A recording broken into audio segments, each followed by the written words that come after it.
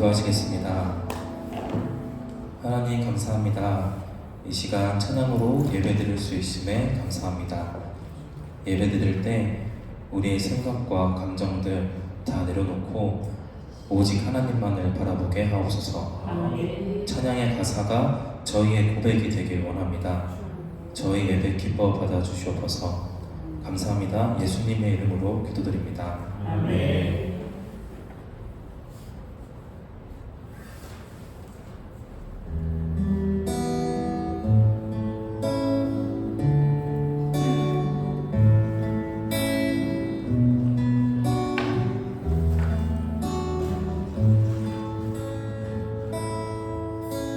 주여 우린 연약합니다.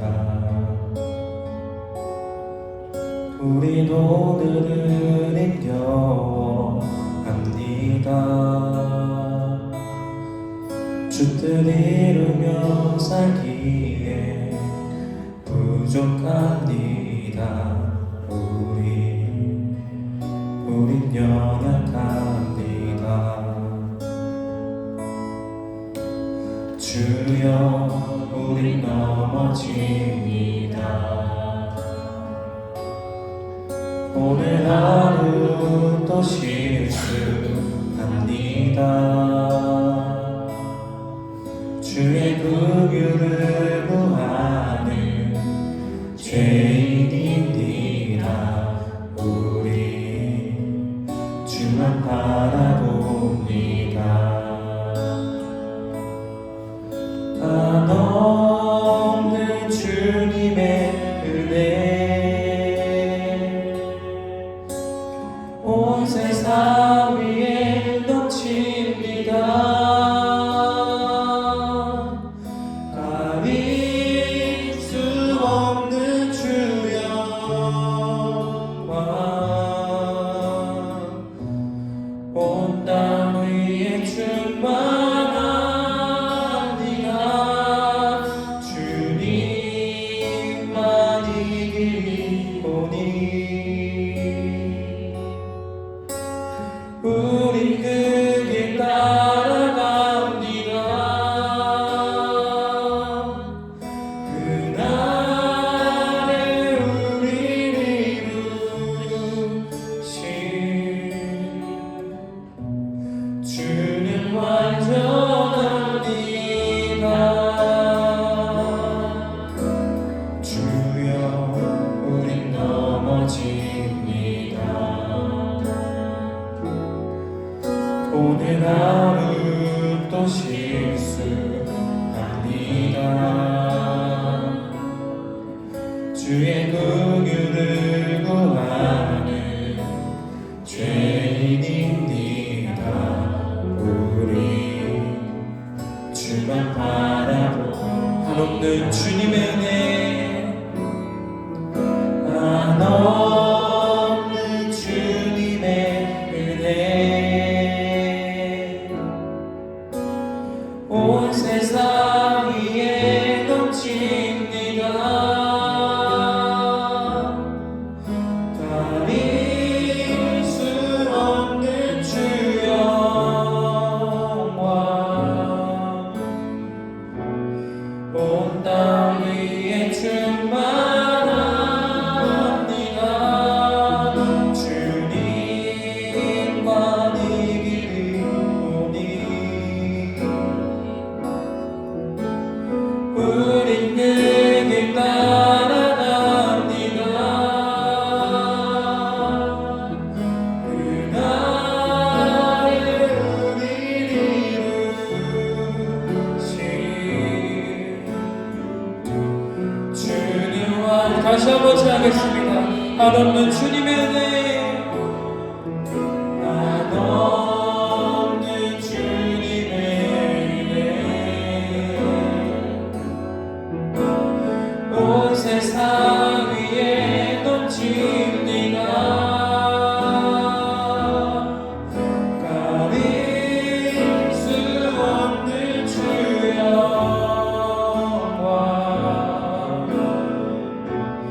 온 땅 위에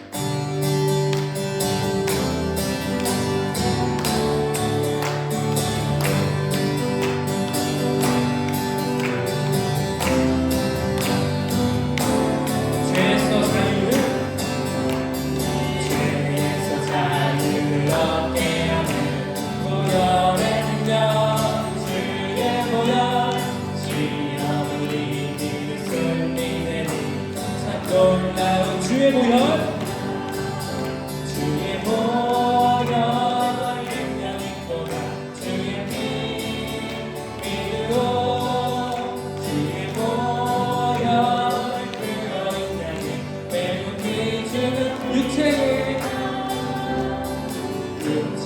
정령을 이기는 보혈의 능력 주의 보혈 정결한 마음을 얻게 하니 참 놀라운 주의 보혈 주의 보혈 능력 있도다 주의 피 믿으오 주의 보혈 그 어린 양의 매우 귀중한 눈보다 더 빛을 밝히는 것 보혈의 능력 주의 보혈 부정한 모든 것 밝히시니 참 놀라운 구주의 복음을 전할 제목 보혈의 능력 주의 보혈 날마다 나에게 찬송 주니 참 놀라운 주의 보혈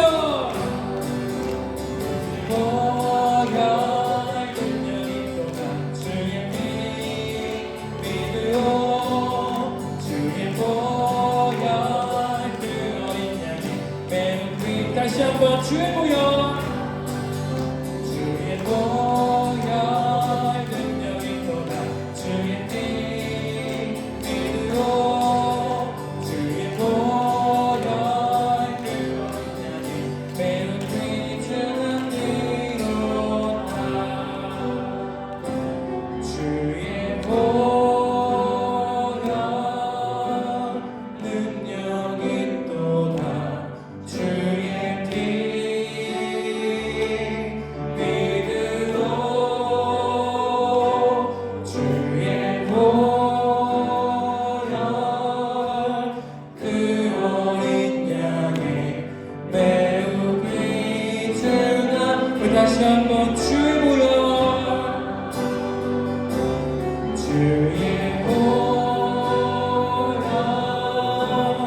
능력 있도다 주의 피 믿으오 주의 보혈 그 어린 양의 매우 귀중한 피로다 하나님 크신 사랑을 증량하고 하며 영원히 변치 않는 사랑 성도여 찬양하세 하나님 크신 사랑을 증량하고 하며 영원히 변치 않는 사랑 성도여 찬양 하나님 크신 사랑을 하나님 크신 사랑을 증량하고 하며 영원히 변치 않는 사랑 성도여 찬양하세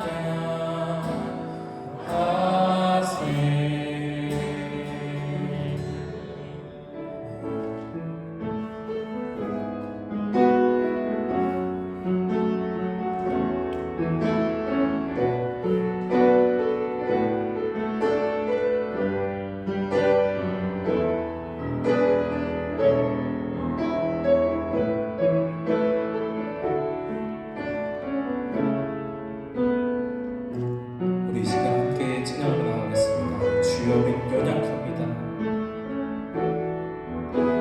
주여 우린 연약합니다. 우리 모두를 힘겨워합니다. 주 뜻 이루며 살기에 부족합니다. 우린 연약한 주여 우린 넘어집니다. 주여 우린 넘어집니다. 오늘 하루 또 실수합니다. 주의 긍휼을 구하는 죄인입니다. 우리 주만 바라보 한없는 주님의 은혜, 한없는 주님의 은혜, 온 세상 위에 넘칩니다. 가릴 수 없는 주여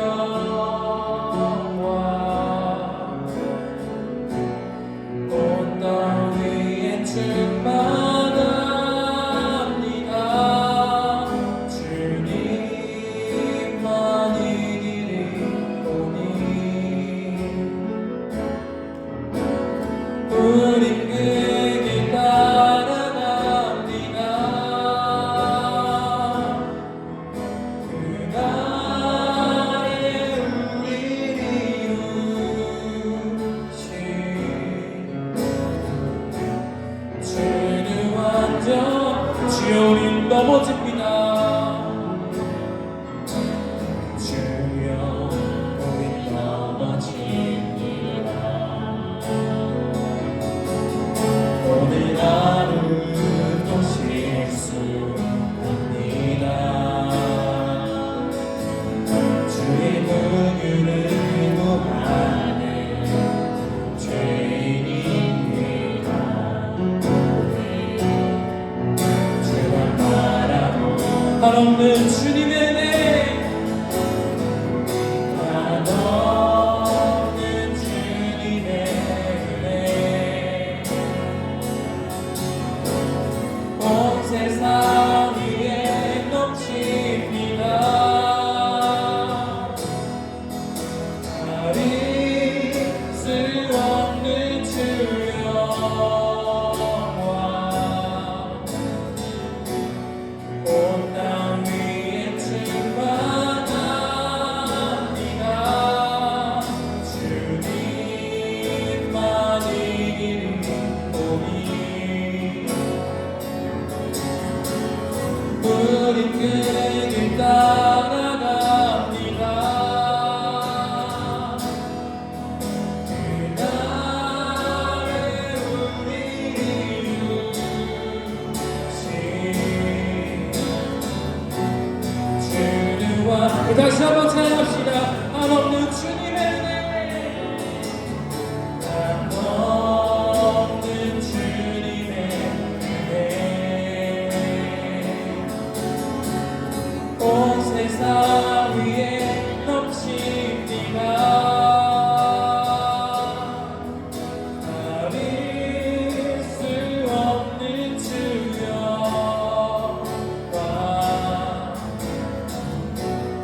온 땅 위에 충만합니다.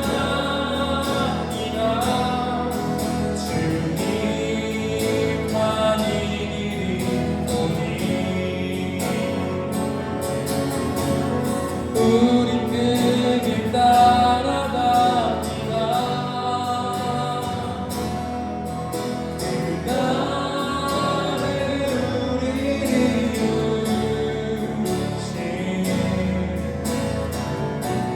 주는 완전합니다.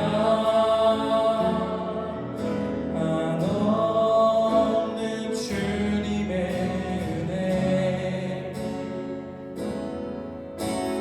온 세상 위에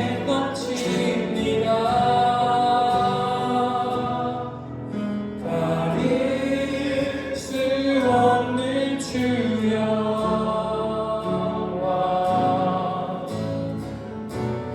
온 땅 위에 충만합니다.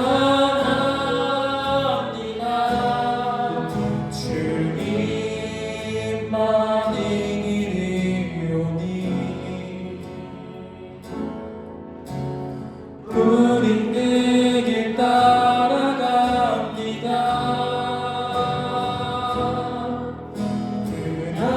그날에 우리를 이루신 주는 완전합니다.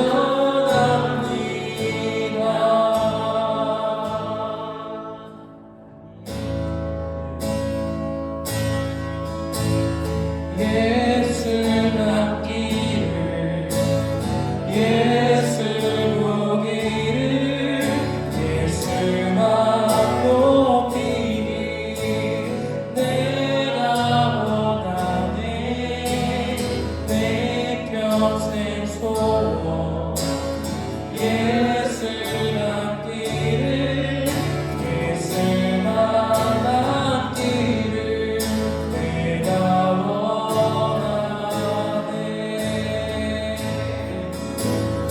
예수 남기를 예수 보기를 예수만 높이기 내가 원하네.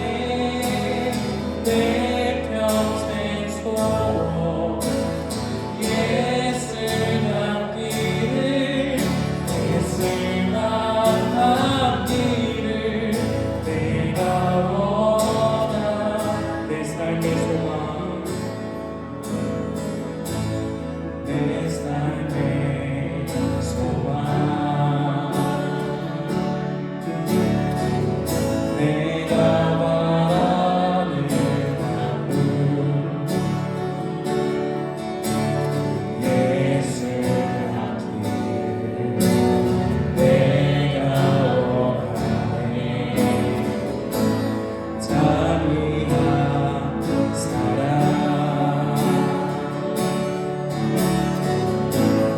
풍성한 그물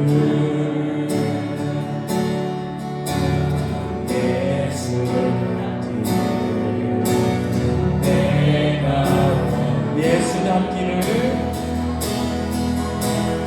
예수 닮기를 예수 보기를 예수만 높이기 내가 원하네.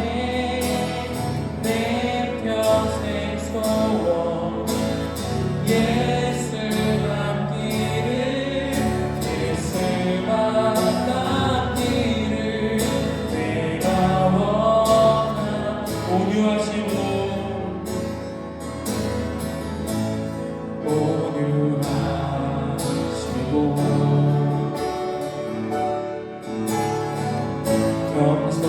겸손하신 성품 예수 같은 내가 원하네. 자비하시고 위로자 되시는 예수 내가 원하네. 예수 닮기를 예수 닮기를 예수 보기를 예수만 높이기 내가 원하네. 내 평생 소원 예수 남기를 예수만 남기를 내가 원하. 예수 남기를 예수 남기를 예수 보기를 예수만 높이기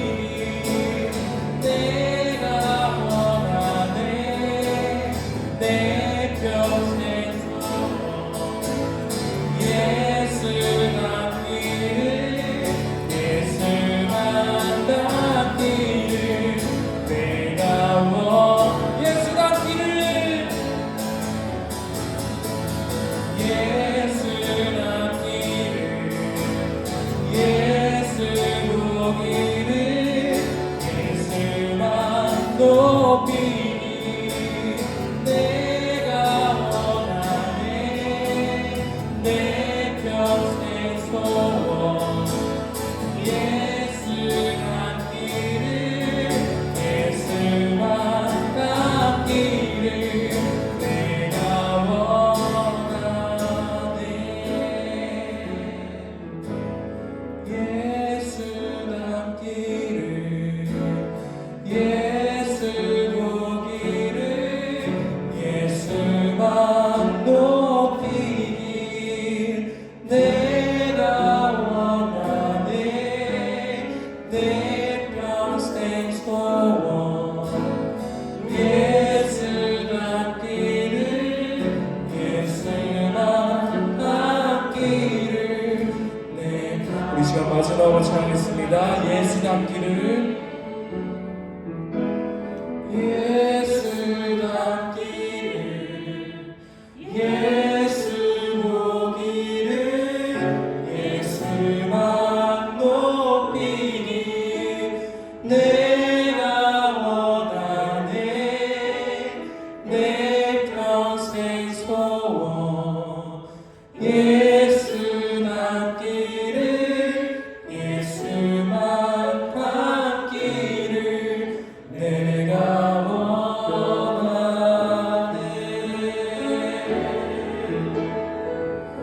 우리 시간 함께 기도하겠습니다. 우리가 예수님을 바라보기 위해서는 우리의 죄, 우리의 연약함을 예수님께 드려야 합니다. 이 시간 우리의 연약함을 주님께 맡기고 예수님을 바라보게 해달라고, 그래서 우리가 예수님을 닮아가게 해달라고 우리 시간 함께 주여 한번 외치고 기도하시겠습니다. 기도하시겠습니다. 주여!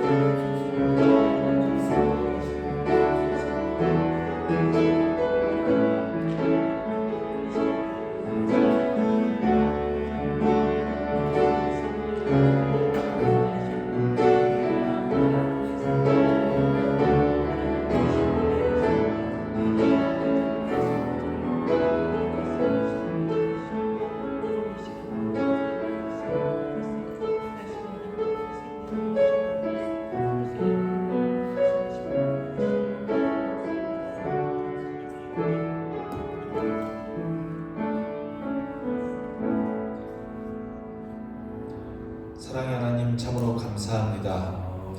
우리가 입술로 찬양할 수 있게 해주시면 감사합니다. 우리가 고백했던 것처럼 우리가 예수님 닮기를, 우리가 세상보다 조건보다 예수님을 보기를, 다른 것들보다 예수님을 높이기를 원합니다. 우리가 입술로 고백했던 가사처럼 주님, 우리에게 찾아와 주셔서 우리가 예수님 닮게 하여 주시옵소서. 아멘. 이제 하나님의 말씀을 보고 들으려고 합니다. 성령님 도와주셔서 이 시간 온전히 주님의 말씀이 선포되고 들려지는 시간이 되기를 원합니다. 아멘. 이 모든 예배의 시간과 가정 가운데 주님께서 개입하여 주시옵소서. 아멘. 예수님의 이름으로 기도합니다. 아멘. 오늘 우리에게 주시는 하나님의 말씀은 마태복음 21장 33절부터 46절까지의 말씀입니다. 신약 성경에 있는 마태복음 21장 33절부터 46절까지의 말씀입니다. 신약 36쪽에 있습니다. 제가 먼저 읽고 여러분들께서 읽고 마지막 46절은 다 함께 읽겠습니다. 다른 한 비유를 들으라. 한 집 주인이 포도원을 만들어 산 울타리로 두르고 거기에 집 짜는 틀을 만들고 망대를 짓고 농부들에게 새로 주고 타국에 갔더니 열매 거둘 때가 가까우니 그 열매를 받으려고 자기 종들을 농부들에게 보내니 농부들이 종들을 잡아 하나는 심히 때리고 하나는 죽이고 하나는 돌로 쳤거늘 다시 다른 종들을 처음보다 많이 보내니 그들에게도 그렇게 하였는지라. 후에 자기 아들을 보내며 이르되 그들이 내 아들은 존대하리라 하였더니 농부들이 그 아들을 보고 서로 말하되 이는 상속자니 자 죽이고 그의 유산을 차지하자 하고 이에 잡아 포도원 밖에 내쫓아 죽였느니라. 그러면 포도원 주인이 올 때에 그 농부들을 어떻게 하겠느냐. 그들이 말하되 그 악한 자들을 진멸하고 포도원은 제때에 열매를 바칠 만한 다른 농부들에게 새로 줄지니이다. 예수께서 이르시되 너희가 성경에 건축자들이 버린 돌이 모퉁이의 머릿돌이 되었나니 이것은 주로 말미암아 된 것이요 우리 눈에 기이하도다 함을 읽어본 일이 없느냐. 그러므로 내가 너희에게 이르노니 하나님의 나라를 너희는 빼앗기고 그 나라의 열매 맺는 백성이 받으리라. 이 돌 위에 떨어지는 자는 깨지겠고 이 돌이 사람 위에 떨어지면 그를 가루로 만들어 흩으리라 하시니. 대제사장들과 바리새인들이 예수의 비유를 듣고 자기들을 가리켜 말씀하심인 줄 알고 다 함께 잡고자 하나 우리를 무서워하니 이는 그들이 예수를 선지자로 알미었더라. 아멘. 오늘은 예수님의 비유 시리즈의 마지막입니다. 다음 주부터는 예수님께서 공생의 기간에 보여주셨던 여러 가지 기적들을 이야기해 보려고 합니다. 여러분, 지금까지 예수님의 비유를 들으시면서 그 비유 안에 담겨 있었던 속뜻을 한번 생각해 보십시오. 지금까지 들으셨던 비유로 하나님께서 얼마나 은혜스러운 분인지, 예수님께서 얼마나 선하고 좋은 선생님인지, 우리가 믿는 하나님이 얼마나 너그러우시고 우리를 참으시고 우리를 받아주시는 분인지 보았습니다. 4가지 밭, 모든 밭에 씨앗을 뿌리시는 하나님, 10,000달란트 빚진 자에게 빚을 갚아주시는 하나님, 방탕하게 살았고 아버지를 돌아섰던 둘째 아들을 사랑으로 맞이해 주시는 하나님. 이런 이야기들은 하나님의 은혜를 보여주고 하나님의 오래 참으심을 보여주고 하나님의 사랑을 보여줍니다. 그런데 예수님의 비유를, 예수님께서 말씀해 주시는 비유를 공정하게 읽으려면 예수님의 비유가 하나님의 따뜻하심, 하나님의 은혜로우심, 하나님의 꼭 안아주심, 이런 것도 가리키지만 동시에 하나님의 따끔한 진노와 심판하심도 이야기하는 것이 공정합니다. 그래서 오늘은 지금까지의 비유와는 조금은 다르게 하나님의 심판과 관련된 비유입니다. 왜 지금까지는 하나님의 착한 모습, 하나님의 따뜻한 모습, 하나님의 인자한 모습을 이야기하고 나서 왜 오늘은 갑자기 하나님의 화난 모습, 진노하시는 모습이냐? 왜 어떻게 설교를 이렇게 했다가 다음 주에는 설교를 저렇게 할 수가 있느냐 물으실 수도 있는데, 여러분 꼭 기억하십시오. 하나님은 설교를 뛰어넘으십니다. 그렇기 때문에 설교로 하나님을 담아낼 수는 없습니다. 그래서 설교는 이랬다가 저랬다가 할 수밖에 없습니다. 어떤 은혜로운 설교를 들었다고 해서 나 이제 하나님을 안 것 같아 라고 할 수 없습니다. 왜냐? 하나님은 언어를, 하나님은 설교를 뛰어넘으시는 분이기 때문입니다.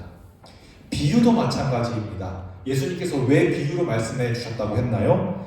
지금까지 예수님께서 비유로 말씀해 주셨던 이유는 농부들, 어부들, 배움의 기회가 없었던 노예들, 여성들, 어린이들까지도 쉽게 이해하라고, 모두가 듣고 이해할 수 있으라고 비유로 말씀하신 거라고 말씀드렸습니다. 모두 쉽게 알아들으라고요. 그런데 예수님께서는 비유로 하신 게 그렇게 쉽게, 모두가 쉽게 알아듣기 위해서 비유를 말씀하신 것도 있지만, 믿음의 눈을 가진 사람들만, 믿음의 귀를 가진 사람들만 알아들으라고, 들을 귀 있는 자는 들어라, 볼 눈이 있는 자들만 보아라, 이렇게 비밀스럽게 누구누구만 알아들으라고 비유로 말씀하신 것이기도 합니다. 그래서 오늘 우리가 읽은 비유는 조금은 다른 시각으로, 지금까지 비유를 봤던 것과는 조금은 다른 시각으로 보고자 합니다. 한번 시작해 보겠습니다. 33절부터 35절까지 제가 읽겠습니다. 다른 한 비유를 들으라. 한 집 주인이 포도원을 만들어 산 울타리로 두르고 거기에 즙 짜는 틀을 만들고 망대를 짓고 농부들에게 새로 주고 타국에 갔더니 열매 거둘 때가 가까우매 그 열매를 받으려고 자기 종들을 농부들에게 보내니 농부들이 종들을 잡아 하나는 심히 때리고 하나는 죽이고 하나는 돌로 쳤거늘. 포도원 주인이 포도원을 만들었습니다. 근데 질 낮은 포도원이 아니라, 안 좋은 열악한 포도원이 아니라 엄청 좋은 포도원입니다. 산 울타리에 잘 둘러싸여 있고 포도즙 짜는 틀도 제대로 만들었고 경비시설, 누가 포도즙을 훔쳐가지 않게 망대들도 잘 갖춰놓고, 이제 농부들에게 이걸 새로 주고 그 포도원 주인은 멀리 먼 타국에 가 있습니다. 이제 수확할 시기가 되어서 먼 타국에서 주인이 말합니다. 얘들아, 이제 곧 포도 수확 시기이니 열매를 받아오고 색값도 받아오고 그렇게 하렴. 아마 이렇게 말했을 거예요.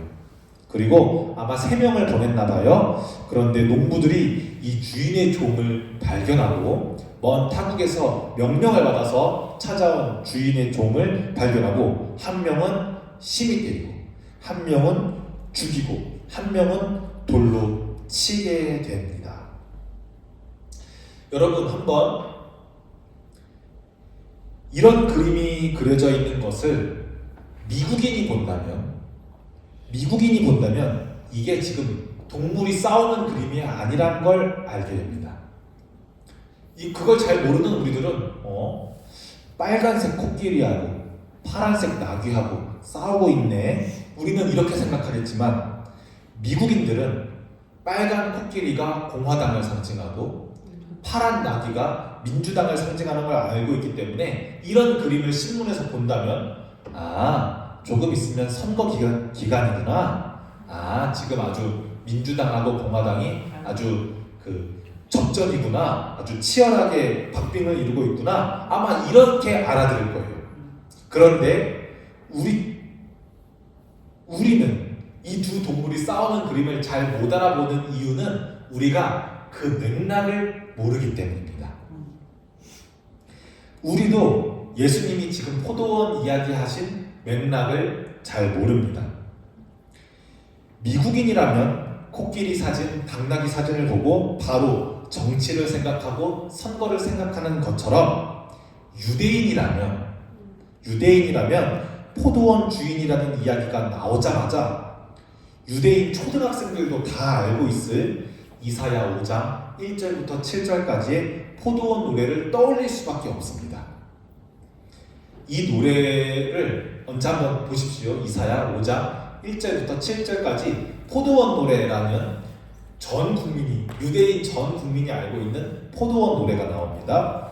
이 노래에서 포도원 주인은 하나님이시고 포도원의 주인은 하나님이시고 포도원은 이스라엘 국가를 상징합니다. 그리고 이 이스라엘을 잘 보살피라고, 이스라엘 국가를 잘 다스리라고 종교 지도자들, 바리새인과 서기관들, 대제사장들을 보내셨지만 이렇게 농부들이 잘 가꾸라고 주인이 보내지만 이들은 좋은 포도 열매를 맺지 못합니다. 이들은 포도원에서 들포도만 열리게 합니다. 그래서 이 주인이 다시 보고 화를 내는 그런 노랫말 가사입니다. 모든 유대인들이 다 알고 있는 그런 노랫말 가사입니다. 그래서 예수님께서 이 비유를 해주자마자 예수님의 이 이야기를 들으면서 아이고, 지금 예수님이 종교 지도자들을 꾸짖을 만한 이야기를 지금 꺼내고 계시는구나. 사람들은 뒤에 이야기를 들어보지도 않았는데도 이미 알고 있습니다. 그런데 지금 들려주시는 비유는 모두가 알고 있는 포도원 노래에서 더 나아갑니다. 왜냐? 포도원 노래에서 주인이 보낸 종을 농부들이 죽였다는 이야기는 없거든요. 주인이 보낸 종들을, 예수님의 이야기에서는 주인이 보낸 종들을 농부들이 어떻게 합니까? 하나는 심히 때리고 돌로 치고 죽입니다. 그러니 지금 이건 무슨 말이에요? 하나님이 보낸 사람들, 이제 수확하기 위해 온 사람들을 때리고 죽이고 돌로 치는 농부들입니다. 지금까지 하나님께서 보내셨던 예언자들, 지금까지 하나님께서 보내셨던 하나님의 사람들을 어떻게 이스라엘이 대했는지를 잘 보여줍니다. 그런데 이 주인은 내가 당장 가서 포도밭을 엎어버려야지 하지 않고 엄청나게 인내하고 또 절제합니다. 36절입니다. 다시 다른 종들을 처음보다 많이 보내니 그런데 그들에게도 그렇게 하였는지라. 그럼에도 불구하고 이 농부들은 이후에 오는 종들에게도 자세하게 묘사되어 있지는 않지만 악하게 행동합니다. 결국 주인은 누구까지 보내냐면 자기 아들까지도 보냅니다. 37절과 8절 9절입니다. 후에 자기 아들을 보내며 이르되 그들이 내 아들은 존대하리라 하였으니 농부들이 그 아들을 보고 서로 말하되 이는 상속자니 자 죽이고 그의 유산을 차지하자 하고 이에 잡아 포도원 밖에 내쫓아 죽였느니라. 이렇게 하나님의 백성들이 하나님이 보내신 사람들의 경고를 무시합니다. 또 거부합니다. 하나님의 백성들이 하나님께서 보내신 사람의 경고를, 사랑의 경고를 무시하고 거부한 것처럼 농부들도 이 주인의 사랑으로 보낸 아들을 거부합니다. 도리어 농부의 아들을 죽이면 상속자가 없으니 이 포도원도 다 우리 거 되는 거 아니야? 생각하면서 주인의 아들을 보면서 주인의 아들을 보면서 그 아들을 보낸 주인의 오래 참음과 사랑을 생각하지 못하고 죽이면 이거 다 우리 거 되는 거 아니야? 유산을 오히려 탐내게 됩니다. 이 비유를 들으면서 예수님 주변에 있는 사람들은 우리들이 얼마나 하나님께서 보내셨던 예언자들을 홀대했는지, 얼마나 하나님께서 보내주신 예언자들의 이야기를, 예언자들이 하는 하나님의 말씀을 귓등으로 들었는지를 되돌아보게 됩니다. 예수님께서 비유를 마치고 얘들아 그러면 다음에는 어떻게 됐을까? 이렇게 말씀하시거든요. 40절에 그러면 포도원 주인이 올 때에 그 농부들을 어떻게 하겠느냐? 그들이 말하되 그 악한 자들을 진멸하고 포도원은 제때에 열매를 받을 만한 다른 농부들에게 새로 줄지니이다. 듣는 백성들이, 옆에서 이야기를 듣던 사람들이 덩달아 화를 내면서 당연히 그 나쁜 놈들은 진멸해야죠. 그리고 포도원을 제대로 가꿀 만한 착한 농부들, 제대로 된 농부들에게 다시 새로 줘야죠. 이렇게 씩씩거리면서 대답합니다. 이 말을 들은 예수님은 이제 시편 118편 22절에 나오는 노랫말을 인용하셔서 건축자들이 버린 돌이 도리어 모퉁이의 머릿돌이 되었다. 주님께서 이렇게 하셨다. 참으로 신기하다. 왜냐하면 누군가는 쓸모없다고 버린 것들로 주님께서는 가장 귀한 일을 하시기 때문이다. 이렇게 말씀하십니다. 그리고 마지막으로 너희들이 그 나쁜 농부들이다. 너희들이 그 나쁜 농부들이다. 이제 너희들이 말했던 것처럼 포도원을 뺏길 거야. 그리고 포도원의 열매를 잘 맺게 할 만한 다른 농부들이 그 포도원을 받을 것이다. 이렇게 이야기하십니다. 마지막으로 모퉁이 돌 위에 떨어지는 자는 깨지고 돌이 사람 위에 떨어지면 그를 가루로 만들 것이라는 무서운 심판의 말씀을 하시면서 건축자들이 버린 돌이지만 하나님께서 가장 귀하게 쓰신 예수님이 오신 그 소식이 누군가에게 버려졌지만 우리에게 가장 귀 쓰임 받으신다는 그 예수님 오셨다는 소식이 누군가에게는 심판의 소식이 될 수 있다는 말씀을 하십니다. 그리고 이제 우리가 읽은 마지막 절이죠. 대제사장들과 바리새인들이 예수의 비유를 듣고 자기들을 가리켜 말씀하신 줄 알고 잡고자 하나 무리를 무서워하니 이는 그들이 예수를 선지자로 알미었더라. 이제 예수님 주변에 있는 사람들이 드디어 하나님이 보낸 분이구나 하는 걸 이제 사람들이 이제 공생의 3년쯤이 되다 보니까 이제 알게 됩니다.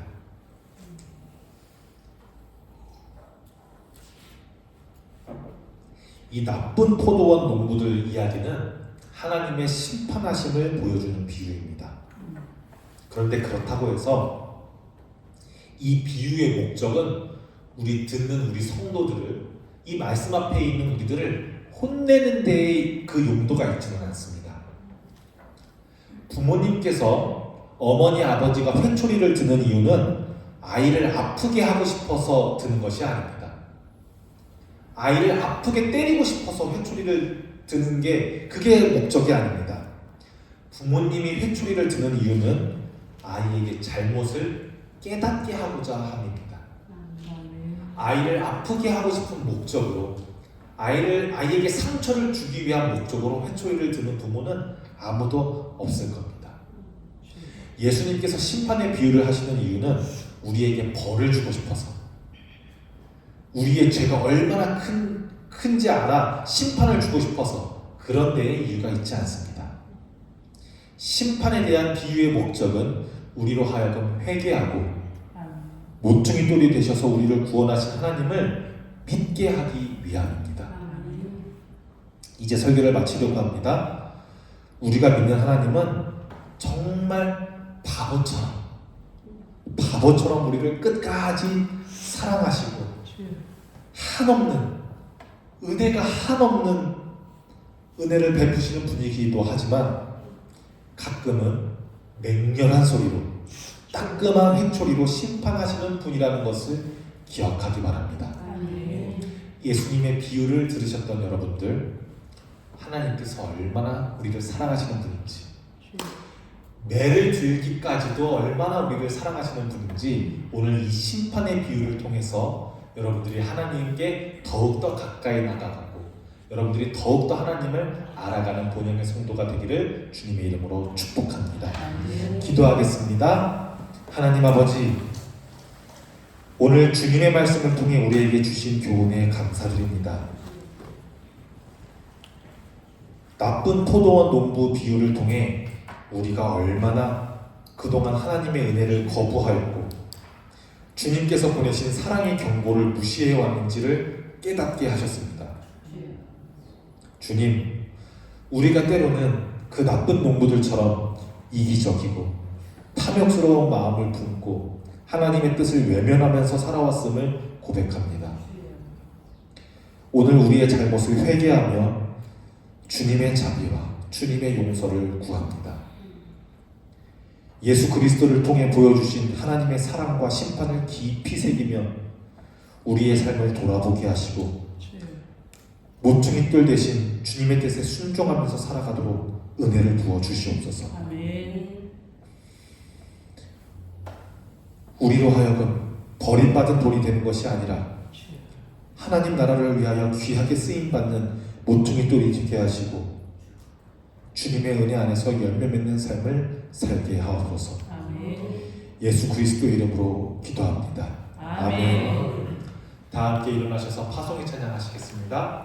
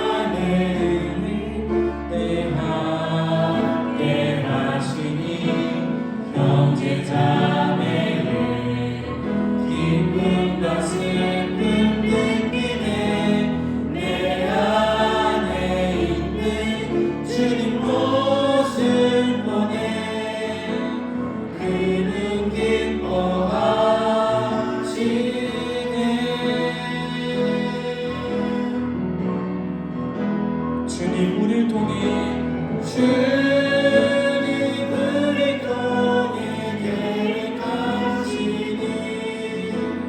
부족한 입술로 찬양하게 하시니 주님을 통해 계획하시니 너를 통해 하시니 주님 우리를 통해 주님을 통해 계획하시니 부족한 입술로 찬양하게 하시니 주님을 통해 계획하시니 너를 통해 하시니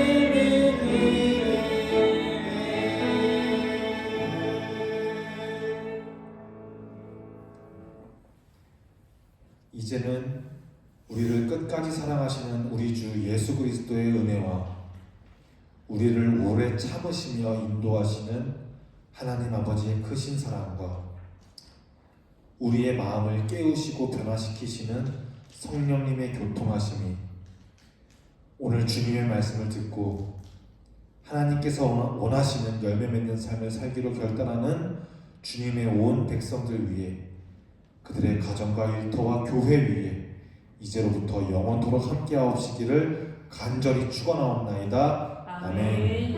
아멘.